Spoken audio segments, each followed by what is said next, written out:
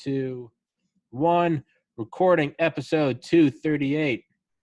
I really should have figured out how to say your last name. Your book says it. Vecchione? Vecchione. Okay, I wasn't even close.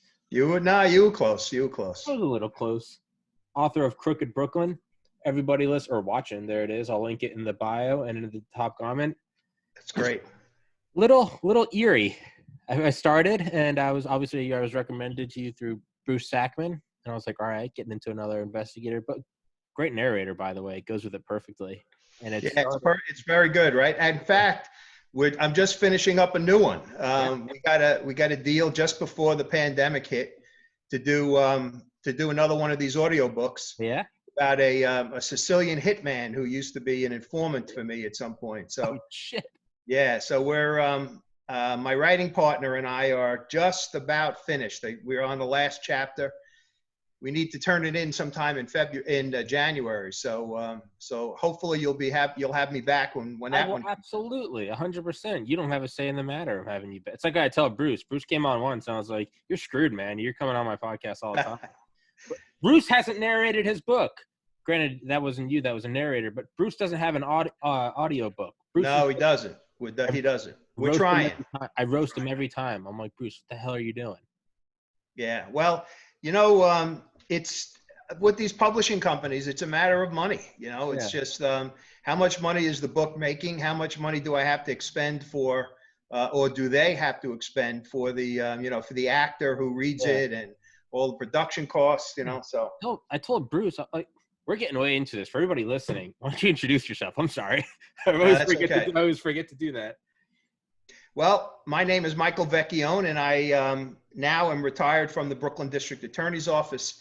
I was chief of the Rackets Division for about 13 years, and now I'm writing books about the adventures that I had, and I had many during the time I was in the DA's office. So, and thank you very much for having me. It's a pleasure to be here. Thank you for coming on. Yeah, your book's bad. Let's cycle it back to Bruce.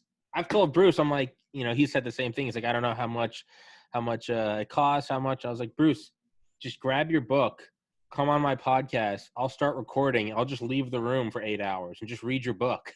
And I tell this to every author I have on. My generation is so ADD. I will not sit down and read a book unless I am forced to at gunpoint. Yeah. But if I can just throw on the audio, I will go. It's the inverse. I will not only listen to what I'm interested in, I will go out of my way to listen to anything and everything. Exactly. I know that. We're, I have to tell you that it was a little bit, the one I'm writing now is my fourth. Mm-hmm. So when we got this deal, I was very surprised that the first one came in the form of an audiobook. Yeah. And our agent said to me, Mike, this is the way it goes now. That's the way of the world. So I'm happy. I'm happy that it's. I loved this audiobook, the one that you're talking about. The actor was great, and he's done some of the voices that are that were there. And this one that I'm doing now is going to be a little interesting because the hitman had this very thick kind of Sicilian broken English, and he would have talked like this to me. Yeah. So I'm waiting to see who the actor is going to be that they get to do the reading. It's going to be quite challenging for him because we do a lot of dialogue in the book, So, I was going to say, it's so like it started and I was listening to it. I was like, all right, awesome. Like great firsthand account, but I was only like, I don't know 20 minutes in. And it got to the point of like, so they like killed the guy, right? They whacked him. They threw his body out in the woods. And again, I was like, all right, seems like it's par for the course. Right. Then they take the return, they get the skull and they punch the teeth out. So there's no dental records. That's when I went, oh shit. I was like, this is just jumping up a notch. Yeah. It was quite a case. When I first started with that investigation, the first thing that came to my mind was the Sopranos episode where they took the Russian guy into the woods to kill him. And he disappears. They shoot him, but he disappears. And that's what this was like, because when the driver of the car, who was my informant, told me the story, and he said he heard the shots And then nobody came out of the woods. Not the, certainly didn't expect the guy that got shot to come out of the woods, but he expected his partner to come out of the woods. Yeah. He didn't come out. And so he went in, as you probably have gotten to the point at this one. He went into the woods to see what was going on, and then gets attacked by the guy who has 2 bullet holes in his chest. So, and then he gets attacked and gets knocked down, and he's actually fighting with the guy when the shooter comes out and crushes his skull with a 2x4. Skull, and no, I got through the whole book. It's a great book. Oh, you did? Okay, good. I'm happy to hear that. Come on now, I'm a professional. If I'm gonna have a guest on that wrote a book, I'm gonna listen to their damn book. They're giving me their time. They're coming on, giving me content. I'm gonna listen to their book. Terrific. I would feel like a hooker if I feel like a low class hooker. You know what? I may be a hooker, but you know what? I'm a high class escort. I go for Russian oligarchs. I'm not a hooker. There you go. But it's when I had on Jack Garcia 2 weeks ago, or last Monday, 2 Mondays ago.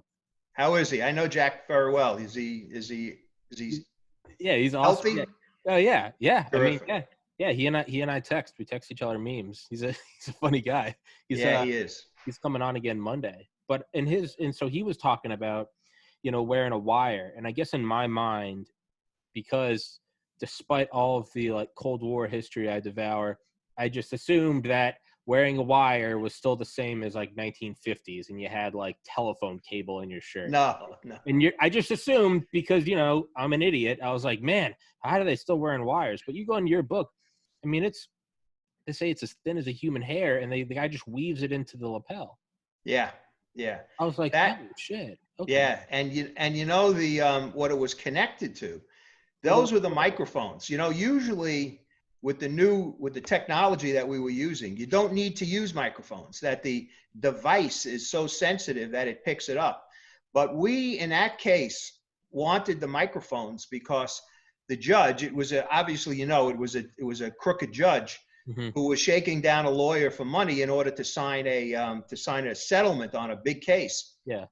He would whisper into the lawyer's ear. Yeah. So we were afraid that the device, which would be in his pocket or somewhere else, wouldn't pick it up. And that's why our detective, George, was able to, he came up with that idea about the wires in the lapels of his jacket. So, I got to tell you this, Tom, when we asked the lawyer, we said to him, next time when you come in, we're going to wire you, bring a jacket. And he said, well, for what reason? Yeah. We said, and bring a jacket that you don't want anymore, because we got to cut it open and do the tailoring. So it was worked perfectly. I got to tell you, the quality of the audio tape of the recording was fantastic, Yeah.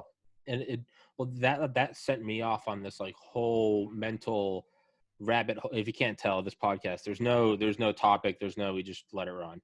It's so after listening to that, the thin as a human hair, and moving into I just began thinking, I was like, man, how many, like, I'm just thinking Cold War, even through today, I'm like, how many like nice suits have been gifted? How many suit stores have have CIA fronts in Hong Kong or Beijing or Moscow? How many night, or even just intercepted mail? You ordered a new sweatshirt, but we got to keep an eye on that Tommy character. You tag it, slice it open. I wouldn't notice. There's a bunch of little strings in here.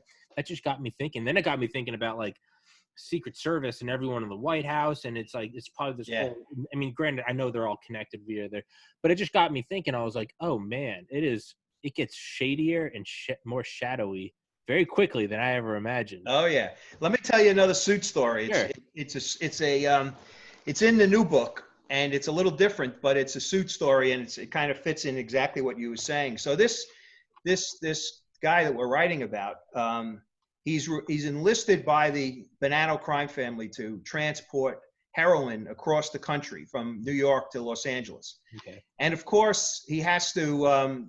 It's before 9/11, of course, so there wasn't the kind of scrutiny that there is now with smuggling things onto airplanes. It's almost impossible. Yeah. Back then, it was still difficult, but not impossible. And so what they had him do, the wise guys, his handlers, they had him buy a suit that was several times bigger than him, and he was a short but heavy guy. And the suit was big and had deep pockets. They had to get it custom made. So when he would smuggle the heroin, he would fill the pockets in this big suit with the heroin packages. And we're talking about kilos. We're not talking about, little dime bags. We're talking about a lot of heroin.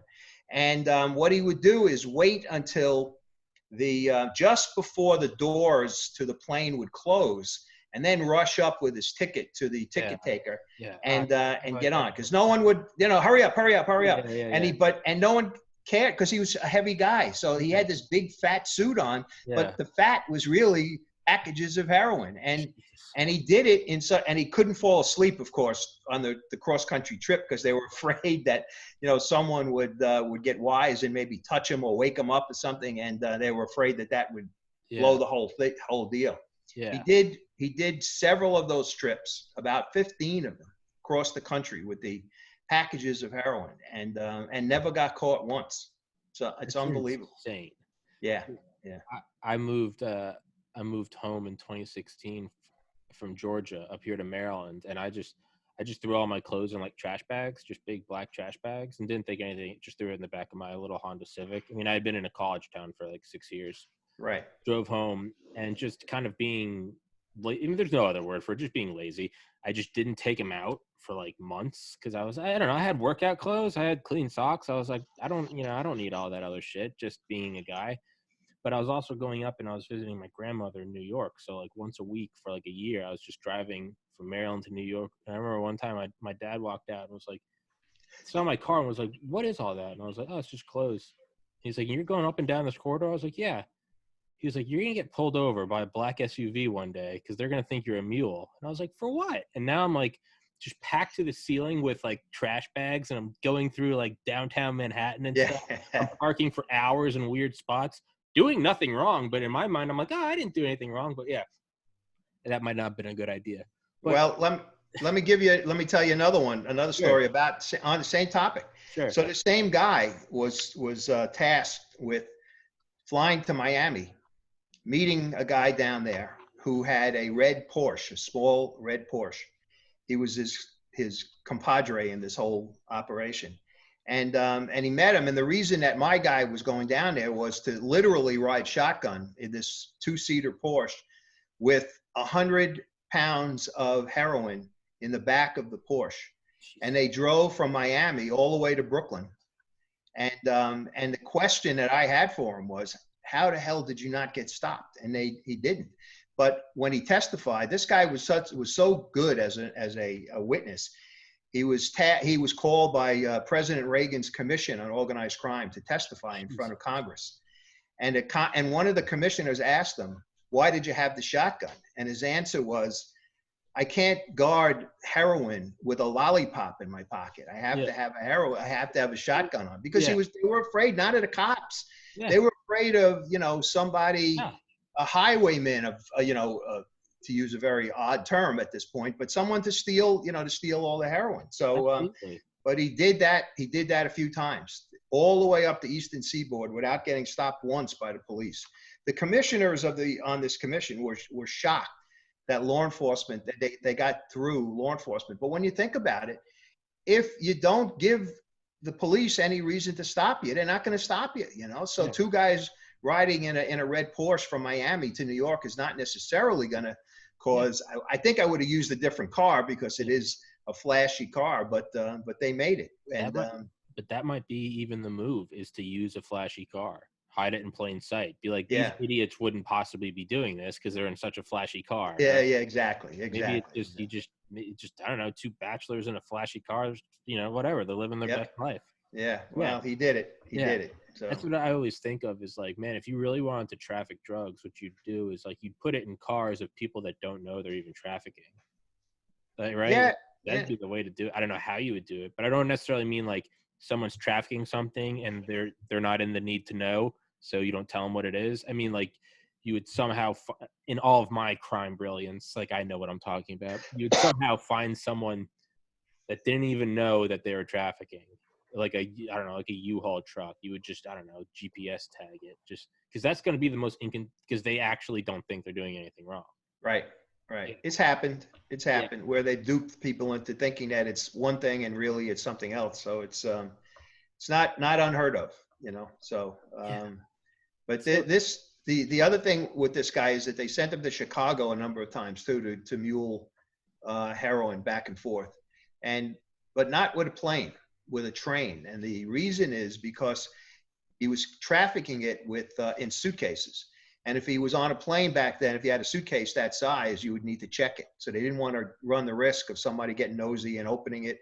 So he took the train, and he had to have the suitcase with him the entire time so that nobody would disturb it. So so they were ingenious in terms of getting this stuff, you know, around the country. And this was all part of an operation that was dubbed the Pizza Connection, because what they were doing was the heroin was coming from Sicily, and it was being smuggled into Canada and to the United States in boxes that contained pizza supplies like olive oil and cheese and tomato sauce, that kind of thing. And they had pizzerias from New York to Chicago that were part of the operation, and stuff would come in, and then somebody would go to the pizzeria and take the heroin from wherever it was, however it was smuggled in. So Jesus Christ. yeah, it's good. Luckily they had, at the same time, there was an FBI agent like Garcia, but you know this guy, Donnie Brasco, the Donnie Brasco story. He was embedded with these people, with the Bananas at the time, and learned of the operation, and that's how it started. The investigation started, and then it got busted several years later. So so my guy was one of the mules, and a very, very successful mule too. Never got arrested, never. So how do you think self-driving cars are going to play into this whole equation? Because what if you can just, you know, because they're talking about, obviously they're not at 100, they're not at 100% automation yet, but I mean, right. it's coming. And then what's also coming is it's kind of funny. Uber was like, apparently Uber contacted Tesla like 2 years ago, and they're like, hey, like, we'd love to go in on a business venture. We'll let you get in on like our market, and you use your self-driving cars. And Tesla was like, we don't need you. Like, we have the self-driving cars. That's the hardest part of the equation. Like, we'll Right. figure out an Uber system. But point being, what if something like that happens and you just get some Cybertruck with like 1,000-mile range? And this podcast not sponsored by Tesla, but if you just get some Cybertruck, right, and you just have that thing pull up, and I don't know, you just throw a suitcase in there, or you just have a bunch of self-driving heroin that if it gets caught, there's no one in it. And is that a problem? Is that going to be Well, a problem? here's why I don't think that they would do it for long distances. Short distances, maybe. They would be afraid of exactly what you just said. Something happens to the truck, Yeah. and it breaks down, then they lose the entire cargo, and there's a lot of money to be lost. You know, I mean, Yeah. that stuff is, if you're talking about, so let's say now in this day and age, Mexican cartels trying to smuggle that stuff across the border and then up into the United States, they're not in the business of losing money. So I'm not sure that they would take a chance using a self-driving car. Yeah. But let's say from New York, from, let's say, Brooklyn to Manhattan, Okay. or from, and my guy transported a lot of drugs from Brooklyn to other parts of Brooklyn. Brooklyn's is a big borough in terms of distance. So he would go from North Brooklyn to South Brooklyn with pounds of heroin in the car. And so that kind of a trip would be something that I think a self-driving car might be used for. But they're too selfish, particularly the wise guys. They're not going to run the risk of losing, you know, that kind of product, just for the sake of somebody not getting arrested, because the person that they have to mule it, they don't care, is expendable. They don't care if he gets caught, as long as he keeps his mouth shut, you know? Yeah. So, well, it made me think of those, like, have you ever seen those, have you ever seen those like narco subs? yes. Submarines? I mean, those carry literal tons, like 2,000-pound units of cocaine from South America up to the Gulf of Mexico. But they lose those all the time, because it's when the manned subs they have, I believe, can go underwater, but they're unmanned ones, they haven't mastered it yet, so they have to stay just below the surface, kind of like they're only like submerged. Yeah, I got you. I mean, but those are autonomous, and those, I mean, and they get busted all the time. There's, I mean, yeah, and those have, I mean, those can have up to 10,000 pounds of product, of like Right. finished product. So it's, you know, when you're looking at quantities like that, maybe not a pound here or a pound there, but when you're looking at like a score that big, maybe there is temptation to be like, how many mules do we have to pay to get that? Versus, you know, these guys, although greedy, I mean, that same exact greed and selfishness, I think, could argue for automation, because they're like, I mean, hell, they're businessmen. They're like, hey, let's cut out the middleman.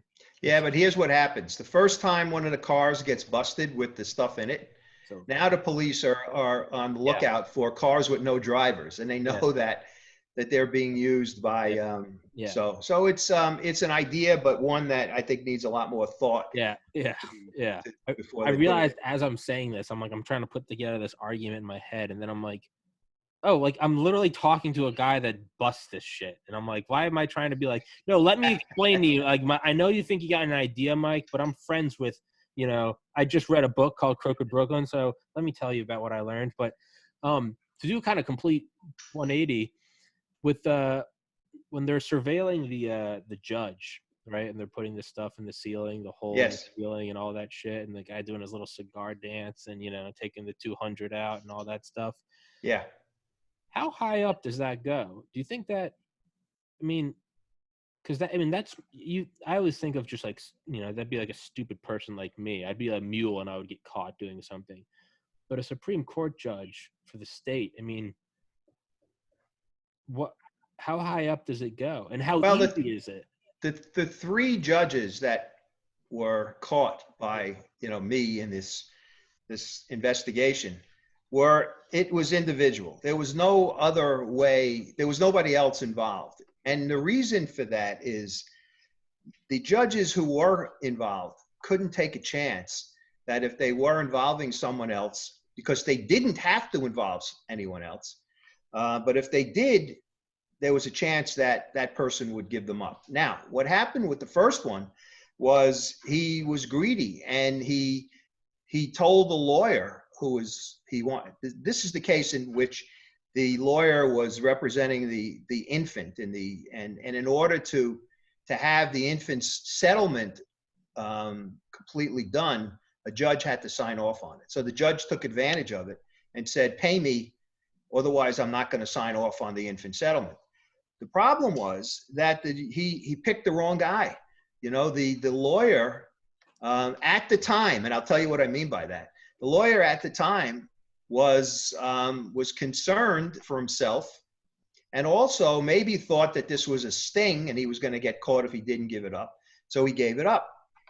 So he picked the wrong guy. The judge picked the wrong guy, but there was no one else involved in that except the judge. And you don't have to go any further. In order to be successful with what these judges did, which was to shake down lawyers and clients, you do it quietly. You do it inside your court, inside your robing room or your chambers, which is why we put the recording device and the videotape in the chambers, you know? So, but what happened, and what I meant before by the lawyer, this lawyer must have learned from what the judge was doing, because about, I would say 2 or 3 years later, after the case was over, he got arrested and charged in Manhattan for stealing his client's funds. He was taking client funds and using it for his own purposes. So, so he wasn't the most honest guy in the world when he was involved with us. But to answer your question, nobody else higher than these judges. However, you saw the other case involving the Democratic leader of the party in Brooklyn, Clarence Norman. He used a lot of other people, and my personal opinion, although we never were able to get to this specifically, was that judges were paying him off in order to get his endorsement for them to get to the Supreme Court. So so that's a different situation. But the judges were just greedy bastards, and you know, a bunch of fucking rats. Scummy, sleazy rats. And you know, with regard to Garson, who was the guy that had the video and the audio in his chambers, he wasn't getting a lot of money from this lawyer. He was, but that's how greedy he was. He would lunches and dinners and, and wine and scotch and, that kind of stuff. And it's the hunt. so, It's not necessarily the take. I think it's the hunt, right? oh yeah. Yeah. It's they could get away with it. It's that little dopamine hit. Garson was, when he was a lawyer, before he became a judge, I shouldn't say when he was a lawyer, he was always a lawyer, but when he was in private practice, he worked, one of the major clients he had was the taxi industry in New York. And he was, in order to take care of his business there, he was taking care of judges at the time. So he could make sure that his client, would get the most favorable treatment. So when he then went on the bench and became a judge, basically what he said was, "It's my turn." Yeah. It's my turn. Yeah. I'll tell you one little anecdote. In the middle of this whole investigation, I'm walking from the Supreme Court building over to my building, which was not far. It was, a block or two. And I get a guy who I didn't know who he was. And he was standing by the Supreme Court building. And I think I put this anecdote in the book. And he kind of calls me. I look at him and said, yeah. And he said, and he was a court officer. And he said to me, "First of all, you're doing the right thing." Yeah. He said, "But I got to tell you another story." He went from one judge. I'm sorry, not went from one judge. He was working for a particular judge who was in the criminal term. So that meant he dealt with criminal cases. There's no money to be made by judges who are crooked in the criminal term. However, when you move to the civil side, where you do money cases, then you can shake down people and settlements and stuff. So this judge had the gall and the balls to say in front of his whole staff, "We're moving to civil starting next term, and now we can make some money." That's insane. So, that's insane. Out in the open, not even a problem. Not even a problem. So so that's the way, and I thought, when we had finished these cases, that we had made an impact on, the way judges were chosen and how they operated. And it turns out that I don't think we had any impact at all. I think they just kind of flicked it and said, "Those guys got caught, too bad. Now let's get back to business," So it was, I got to tell you something, Tom, they treated me like shit. I was a pariah. I would go to Christmas parties or to bar association events, and nobody would come to me except one judge who was a really good guy. I knew him for a long time, and he came up to me, kind of whispered to me, and he said, "You're doing the right thing. Keep it up." Good. So Good. That made me feel good. The rest of them can go to hell. You don't want to be liked by those people. There's a bunch of people. If there's a bunch of shitty people around you that give you accolades, you're not doing something right. If a bunch of shitty people are looking at you, if you're in a room with Hitler, Stalin, and Mussolini, and they're looking at you and they're like, "Look at this pussy." Good. Yeah, good. that's a feather in your cap, right? Yeah. You don't want to be in. I mean, I get it's easier said than done. That's the field of work you're in, and it definitely has socially limiting, and it can start to make you question, what are you doing? Is this worth it? But you got to stick up for what you think, and not necessarily even what you think is right, what you objectively know is right. It's right. Absolutely. It's not an argument. It's not. I think you shouldn't be able to shake down. No, it is. That is. We're not arguing, is what's your opinion on gravity? I think it's 9.81 meters per second squared. Is that no, that's what it is. There's no, it might be a little lighter. Right. But move from that corruption. What do you think is going on, right? Because today, November, say 6th or 5th, I can't keep track. November 5th, 1:30 p.m. East, 1:29 p.m. Eastern time, 2020. We are in the midst of course, 2020 can only deliver an election like this. I don't know what hope I thought, or what hope I thought I had that, like, the year from hell. Yeah, right. I've been so nauseatingly optimistic. I've had on Delta Force guys, and they're like, "Stop with your doe-eyed bullshit." And I'm like, "No, we got to stay positive, guys." And my logic is regardless of my political leanings, I was like, I just wanted someone to win decisively, Biden or Trump. I was like, maybe we can just have whatever, because if that's the case, then democracy still wins. I said that the day before. I was like, you know what? Democracy is still like a schmuck. And of course, now here we are, and it's the whole thing is just diarrhea on fire. So that being said, what is happening? Is there a guy like you out there that's figuring out what the hell's happening? And I'm not even trying to go pro or against anyone. Everyone knows my leanings on this podcast, but I don't even want to do that. Just objectively, is there an archangel looking over right now and finding out what the hell is going on with these ballots? Well, the only way I can answer that, Tom, is to say I hope so. But I have to tell you this, and this probably answers the question better than anything. When I first got into this corruption investigation, which took about 5 years of my life, in terms of to do it. It went from one case to another, to another, to another. When I had the idea of putting the videotape and the audio in the judges' chambers. Yeah.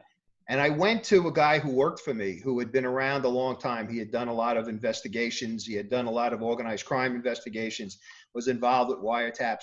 And I told him what I wanted to do. And his answer to me was, his comment was, "Are you fucking crazy? Are you crazy? You can't do that. Nobody has ever put a camera or audio device in a judge's chambers." I said, "Well, that's not necessarily the deciding factor that no one's done that." I said, "What do you think about it?" He said, "Well, I don't think you should do it." So I then said to myself, now I really am going to do it. Yeah. Because I was certain that I was right about this. And I was certain that if we did that, it was going to bear fruit. And you see, it surely did. Yeah. And it led to the whole investigation. 3 judges, the number 3 person in the New York State Assembly, another assembly person who was in a different situation. But all of this came from this investigation because people felt, as you just asked, is there somebody out there who will listen to me? And they found out that there was. When the lady or the woman who was involved with the judge who was fixing her divorce case had gone to another prosecutor's office. They had gone to the FBI. She had gone to the federal prosecutors. She had gone to the attorney general's office, and they basically all said to her in so many words, the same thing my colleague said to me: "Are you fucking crazy? We're not, there's no way. You're out of your mind. You're nuts." So what happened was she saw on TV, on the news one night, the sentencing of the first judge that we convicted. And the guy with the microphones, in the lapels of the lawyer. Yeah. And saw that there was a prosecutor out there who would actually take judges on. Yeah. And she came to us the next day, had to sit down with one of my colleagues who was riding. We call riding the guy that's on call to take these kinds of cases. And I got to tell you, and I think I write this in the book, that he had gone to people who were just below me in my division, and they said to him the same thing: "Are you nuts? This lady's probably crazy." But he didn't give up. He went to George Terra, who was a detective in the office, and George interviewed the woman, Frida Hanemoff, and he came to me and he said, "Mike, I think there's something here." And I trusted George, 100%. And I said, "Let's do it." And that's how I got involved. Now, I took the case myself because obviously there were people who worked for me who were not comfortable with doing this. So I did it myself. If you want to be a leader, you got to be able to get into the trenches. And I did. And I did it. And but there are, Tom, as you know, there are people who are afraid of what the consequences may be, even though they know that they're doing the right thing, and therefore they shy away. I didn't, I didn't shy away. Because you're a man, that's why. Well, I got to tell you that it did cost me, but well, no one's gotten anything worth it for free. I'm still here, and and wrote the book, and you liked it, so that's. I loved it, and I'm going to plug it on my podcast. But you're right. Thank you. I hate that logic of no one's ever done that before. Okay, if we stick with that logic, we would still be. We wouldn't even be in the caves. We would be primordial, like amphibians, like looking at the beach, and like, I think I'm gonna crawl up on the beach with my fins, and other fishes are going, no one's ever done that before. I think I got an idea for this thing. It's called the wheel. No one's ever done that before. Dumbass, stay here. On and on. Imagine the Wright brothers. Imagine being alive in 1902 and seeing these two jackasses on the beach with three-piece suits and a thing made of balsa wood, paper mache, and a diesel engine. And he's like, I'm going to go flying. It'd be like, what the hell are you smoking? Yeah. And then he did it. And then 13 years later, the First World War was arguably decided by airborne surveillance. The point is the idea that you're not going to do something because no one else has done it. Is nuts. Hey, listen, the first book that I did, Friends of the Family, which was the Mafia Cops case, that case sat in the federal prosecutor's office for 10 years.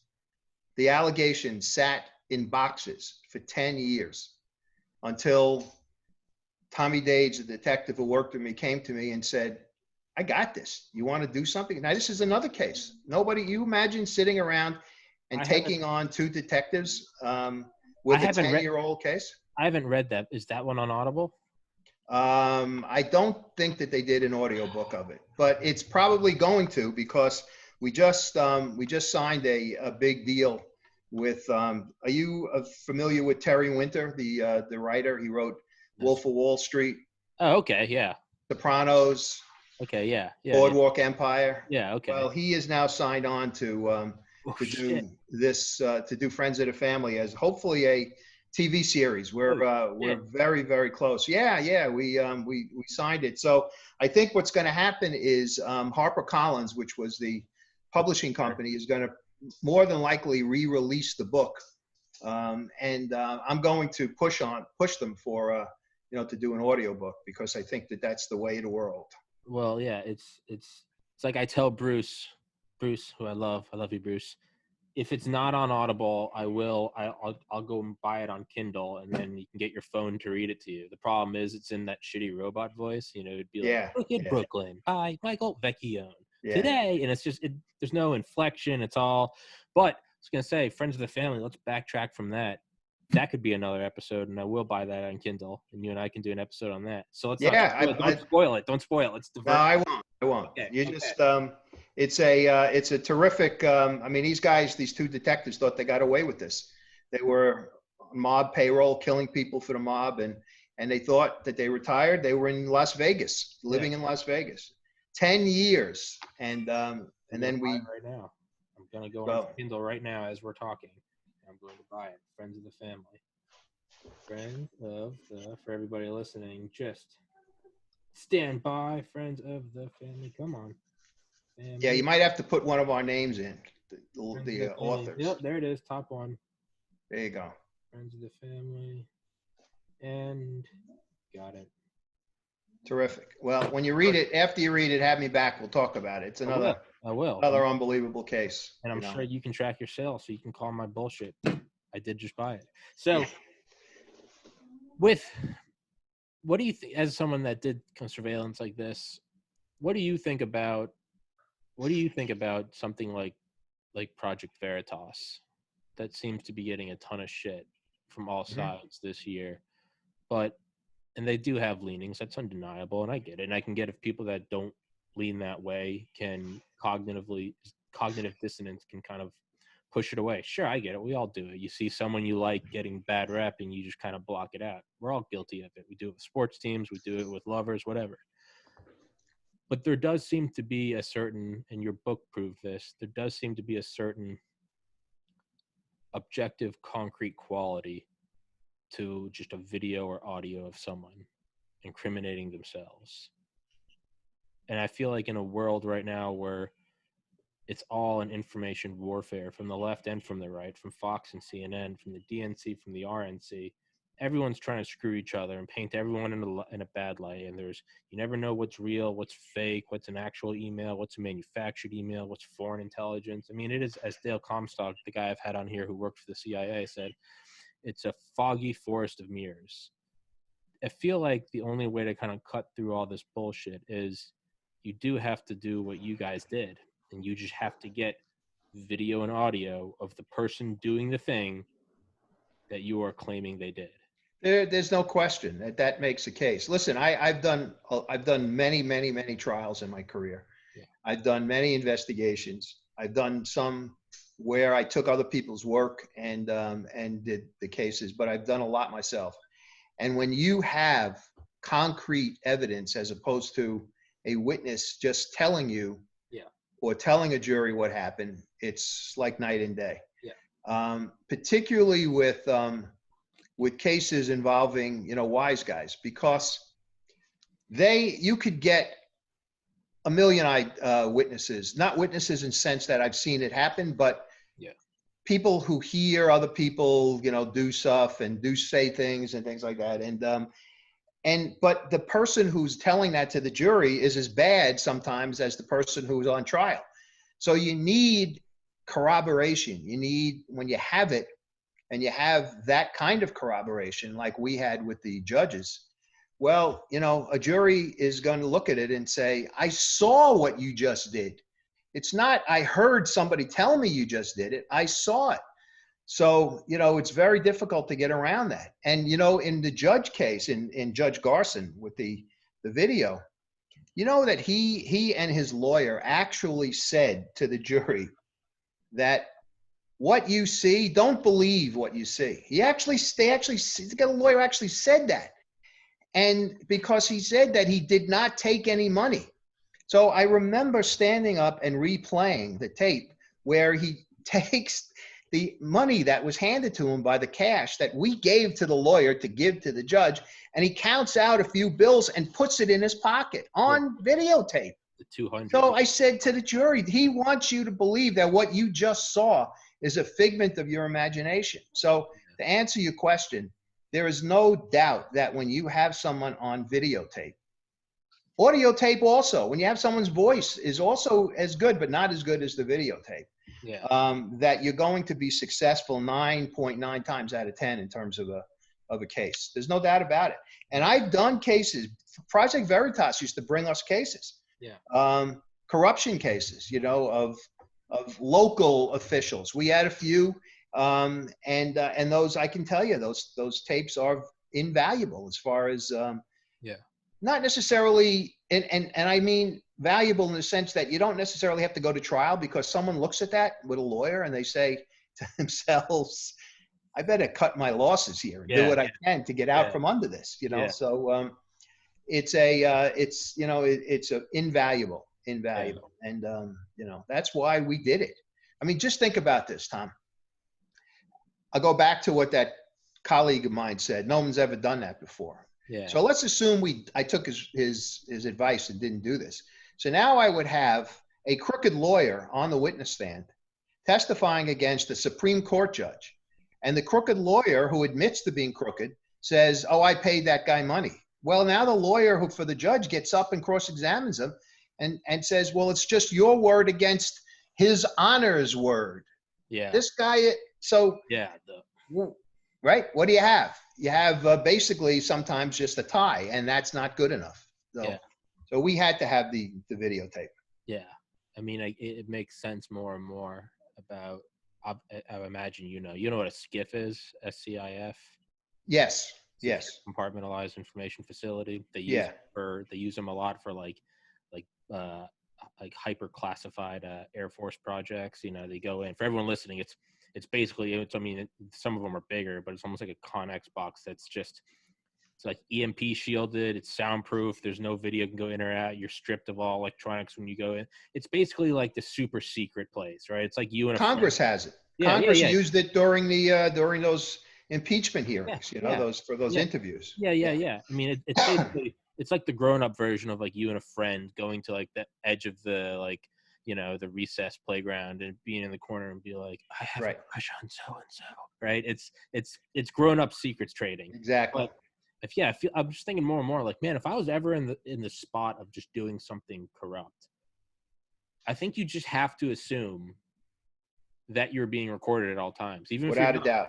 It could come across as paranoia, which works for the law enforcement. They want to instill paranoia, but you would just have to always be quiet. Just never assume that, even if it's you and your wife at a vacation home in the middle of the Pacific, just assume that you're being recorded. You would have to do it all. I've often thought about this. Like if I wanted to, I guess, wave to the NSA, if I wanted to like assassinate the president, how would you do it? Or the Pope? You would just have to, you couldn't, I mean, you'd almost just have to like write it down on like pencil with like, I mean, that's what they used in Eric Schlosser's book, Command and Control, all about the nuclear missile silos, the Titan missile silos, especially the one that blew up in Damascus, Arkansas. Is one of the tiers of security going in was like you had to be buzzed in, and then there's like another chamber, but there was a third chamber. Once they knew you came in and they had you on CCTV, and by this point you're already like 10 floors underground, they would then issue a code for the last door, and you would have to open it and punch it in, and then it would prompt them to unlock it. But before they unlocked it, you had that there's a little, it's like a metal room with nothing else in there. I'm not making this up. And there's a little metal wastebasket, and there's a box of matches. You have to burn the actual thing, because they were like, nothing is going in. And if you refuse to burn it, you can't come in, and you also can't go out. And so it's just, right. There were like tiers of everything. And so I've always thought, like, man, if you really wanted to get away with anything, I don't think you can say it anywhere. I mean, even if you're out in the middle of the woods, I feel like you would have to, you'd have to get under like a blanket and like write it down with like chalk and show someone and then erase it. I feel like I don't know where I'm going with this. And no, but I understand what you're saying. I understand what you're saying. You've got to, if you're a bad guy, you have to know that wherever you are, there's the potential for someone to have you on tape doing whatever it is that you're doing. There's no doubt about that. No doubt about it. And, the proliferation of cell phones, I mean, makes it, doubles, triples, quadruples the amount of the ability to have some people pick you up on tape. It's you just have to be, extremely, extremely careful. Or in your example of killing the president or killing the Pope, it's a suicide mission. You've got to give it to somebody who doesn't care. You just go in, and do it, and then, understand that you're going to get killed. And there are people who'll do that, Tom. Oh, yeah. I mean, Lee Harvey Oswald, if you ever read his diaries, the dude, it wasn't just a political thing. It was, I'm going to be immortal. Yeah. Some of them do it. Yeah. I know there are nuts who psychopaths who do that, who do that. Psychopaths. With voice recording. Sorry, I was interrupting you. No. Go ahead. I was going to say voice recordings. Yeah. You were just saying about, especially with the abundancy of cell phones. I think about every like Alexa or Google Home sitting in everyone's home, and they say it doesn't record you, just like we knew for a fact that the NSA would never do domestic surveillance. We knew that for a fact, right? And then what comes out? And then to go further, in one of James Bamford's books about the NSA, he talks about the importance of voice recording. Because in my mind, I was always like, if it's not video, then how can you tell that it's just not someone impersonating, or you could just deny it? Apparently, you have to use a high fidelity microphone, but your voice is up to 100 times more unique than your fingerprint. You have like a voice print. Well, we use voice prints all the time, with in investigations. Voice prints are excellent, and I have, I've been involved with situations. I did a lot of murder cases, and there are a lot of people who were taped. I shouldn't say a lot. There are people who were taped issuing threats and things like that. And when you have them on tape and they say it's not me, well, there's a way of proving that they're wrong. One of the other things that we talk about videotape, is when I was riding homicide duty, when I was a young assistant DA, one of the things that we always did was we had a video camera in the room when we took a confession from a defendant and witness statements, because there's nothing like turning on that video camera at a trial and playing it in front of a jury. And believe me, I've had some of the worst people you could ever possibly imagine say that I didn't say that. You confront them on cross-examination and you say, they say, no, I never said that. Well, you just wheel out the television, pop the tape in, or I'm really dating myself here with a tape, but pop the device in and say, isn't that you? Isn't that what you're saying? It's over at that point. It's over. Let me give you an example. Go back to the judges. when we picked up Garson and brought him to we brought him to that Army base to do the questioning. And I'm telling you, it was one of the supervising judges called it the gulag. I think I write that. It looked like that. Tom, it was freezing. There was snow on the ground. There was no one around. We put him in this room. And when I sat down, gave him his Miranda warnings, he was with his lawyer. And he said to me, I didn't do any of that. I said, really? And I said, well, let me show you what we have, Your Honor, because he didn't think that we had anything. And we had our detectives outside. I literally did this. Wheeled the TV in, popped one of our recordings in, and there he was. You know what happened after that? The lawyer said to me, Mike, can you just wait outside for a minute? Left the room. I would say 10 minutes later, the lawyer comes to me and says, he can give you the head of the Democratic Party in Brooklyn because he wants to get out from under this. That's a true story. That's exactly what happened. The lawyer who was the witness against him did the same thing. He said, no. I said, really? I said to him, didn't you break the judge's candy dish in his chambers one day? And he goes, how's Scooter doing? Yeah, I did say it. Yeah. Exactly. Yeah. So, it's the kind of evidence that is, there's no evidence that's totally invulnerable, but, it's the kind of evidence that that's terrific. And now, with the development and with the improvement of video, it's a good thing, but it's also it's a double-edged sword because there are people who say that there are machines in which you can do quote unquote photoshopping of video images, and but you have to. That's why you can't depend just on the videotape. Project Veritas has just the tape, but you need the witness in. You need somebody to kind of give it the the imprimatur that it's exactly what happened. Yeah. So it's we have deep fakes now. You seen those deep fake? They're called deep fake. Have you seen those videos? You can make anyone look like anything. You could take me and like blend my face with like Bill Clinton, and you could have me talking about bombing Serbia or something. And it's the more processing time. It's the longer you let it process, the more realistic it gets. Granted, it's still in its infancy, but I mean, go to a flip phone, a black and white phone, and look at that and say, that's going to be the next big thing. It's a flip phone. You go, just give it time. And now it's like, this isn't even a new iPhone, but it would still blow the shit out of anything from the 90s. Exactly. It's alien technology. Hey, listen, I did a case against two wise guys. They committed a murder. It was of a guy who was a rival to them, who was selling drugs on their territory. And this guy who they killed was one of these all-American boys. He was a high school football hero. He had a good job on Wall Street. And the case went nowhere until somebody came forward and said, I think I had this little piece of information. And we built the case. We made a case. But, I knew that I had the right guys. And I had one witness who happened to be in a jail cell. And one of the eyewitnesses to the case had a police artist draw a sketch of one of the guys that did the murder. And when this witness was in the jail cell / defendant in the jail cell, he looked at the photo which was hanging up the drawing which was hanging up in the police station, and said to the detective, "Come here, haven't you caught?" His name was Joe Beef. "Haven't you caught this guy Joe Beef yet?" So they said, "What are you talking about?" He said, "That sketch is Joe Beef."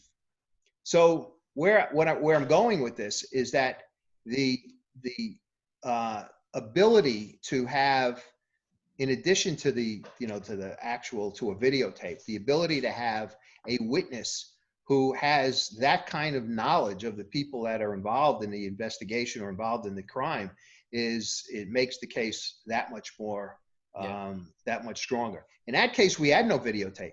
So I knew that it was not going to fly if I had just this witness. So we went out and found a total of 4 witnesses who told not only the crux of the story, but also little bits and pieces that kind of made it a complete puzzle, and my argument to the jury was that, maybe one guy can be attacked, 2 guys can be attacked, but 3 and 4 basically doing, not saying the same thing because they weren't parrots, they weren't, because that's another argument that a defense makes, is that, they're too rehearsed.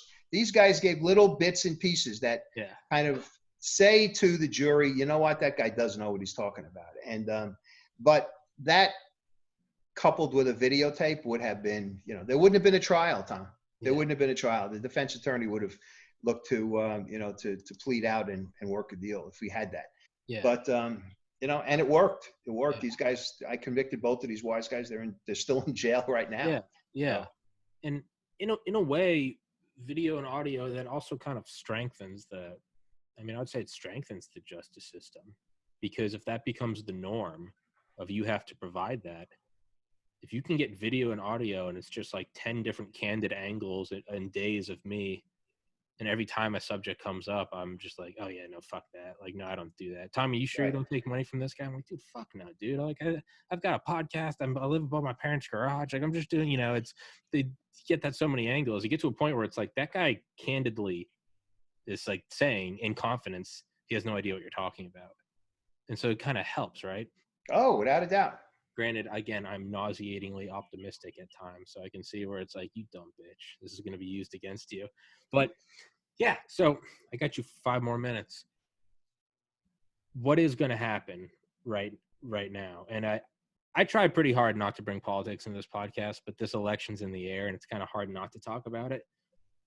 What do you think is going to happen with, and not even for political outcome, do you think that they're going to expose fraud? Either or, it doesn't matter for who. Again, I'm not trying to make an argument for or against Biden and or Trump. Do you think that they're going to find some fraud?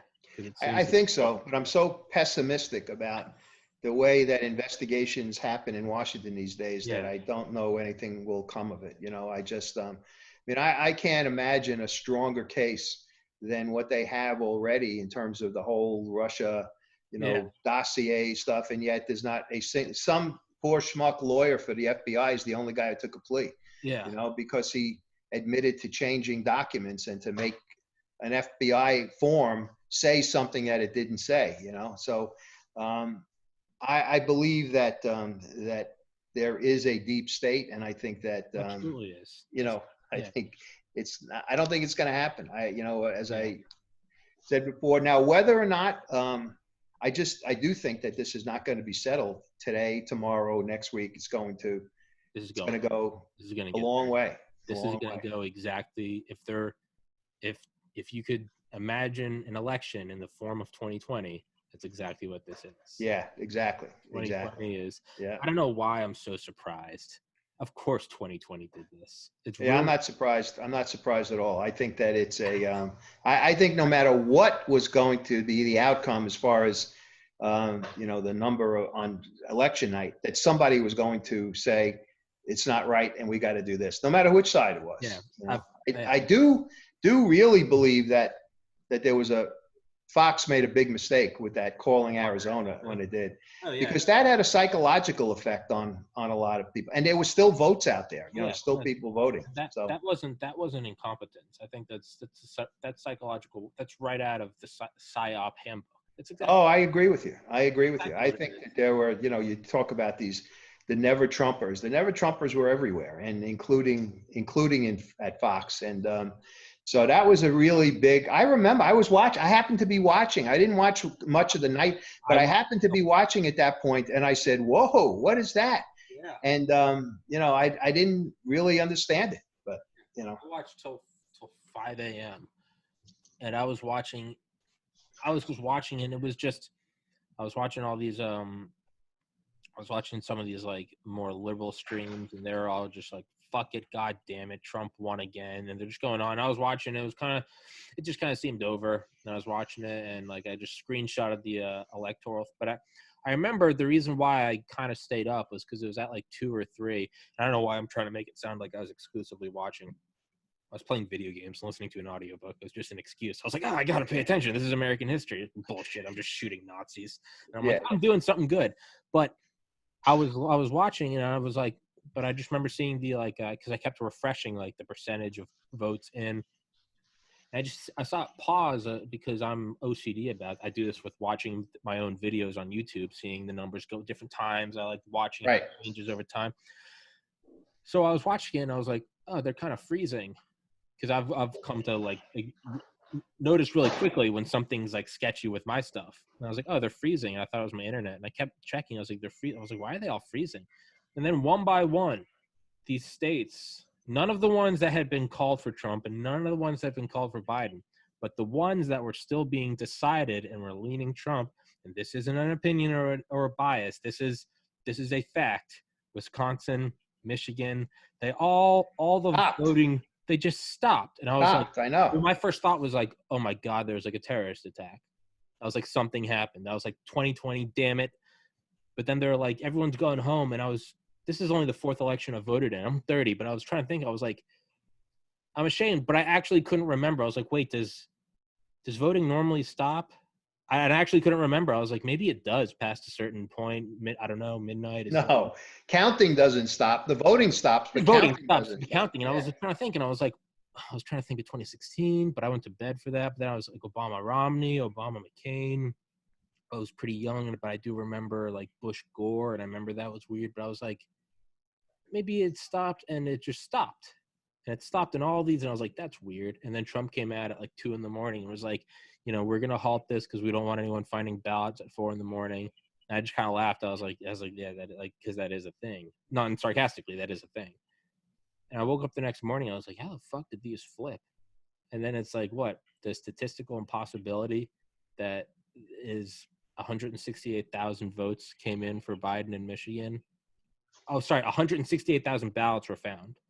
168,000 of which were for Biden, not for Trump and not for Joe Jorgensen. And I was like, I know it doesn't make sense. I was like, that's a little hairy. It's getting a little sketchy. And then it turns out that Biden had more votes than not Democratic votes. Biden had more votes than there were voters. Yeah. In Wisconsin. And I was like, it's a little creepy. But then Trump calls to stop the counting, and I'm like, well, that's not good either. That's not good optics. And then I was just like, I don't know what I expected. Of course, 2020 just takes a big old shit on the electoral process and is like, have fun, y'all. But that's it. Hey, listen, you gotta have me back. We gotta talk about the dentist, the corrupt dentist who was stealing body parts.